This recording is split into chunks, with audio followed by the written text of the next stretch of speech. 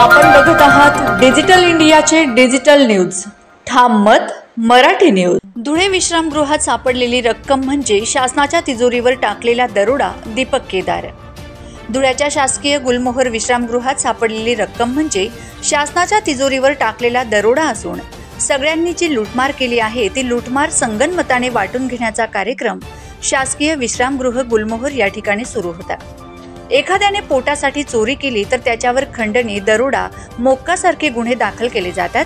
मात्र दुसरीकडे शासनाची करोडो रुपयांची लूटमार शासकीय ठिकाणी बसून केली जाते, त्यात मात्र साधी एनसी दाखल होत नाही। आमदार अर्जुन खोतकर यांच्या पीएच्या संपत्तीची चौकशी होणार आहे की नाही?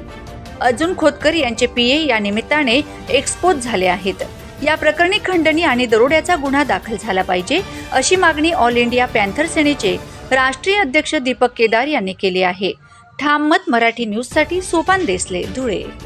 नाही, हा शासकीय तिजोरीवरती टाकलेला दरोडा आहे आणि सगळ्यांनी जी काही लूटमार केली त्या लूटमारीला संगनमताने वाटपाचा कार्यक्रम ह्या गुलमोहर रेस्ट हाऊस मध्ये सुरू होता।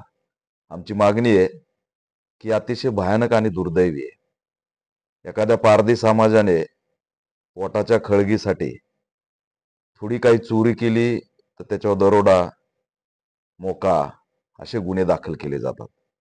हे सरकारची एवढी मोठी करोडो रुपयाची लूटमार जाहीर, ते बी शासकीय ठिकाणी बसून। हा जो काही खोतकरचा पीए याच्या प्रॉपर्टीची चौकशी होणार की नाही? आणि मंत्रालयातले पीए या निमित्ताने एक्सपोज झालेत। हे पीए असतात कशासाठी? वसुलीसाठी।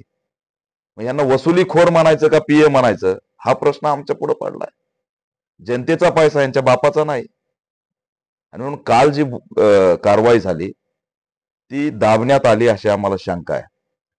अमाऊंट सुद्धा मोठी असली पाहिजे आणि यांच्यावरती खंडणी आणि दरोड्याचा सुद्धा गुन्हा दाखल झाला पाहिजे। याच्यात जे मंत्री होते, आमदार येणार होते, त्या सगळ्यांची चौकशी झाली पाहिजे।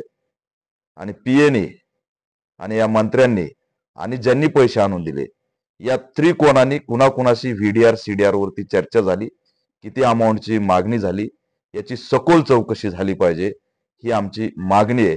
आणि याचा आम्ही निषेध करतो की सरकारच्या तिजोरीवरती स्टँडर्ड चोरी करणारा हे गुलमोहरचं गेस्ट हाऊस त्या ठिकाणी महाराष्ट्राने बघितलंय। महाराष्ट्रातील ताज्या घडामोडींसाठी पाहत रहा ठाम मत मराठी न्यूज। तसेच आमच्या चॅनलला लाईक, शेअर, सबस्क्राईब करायला विसरू नका।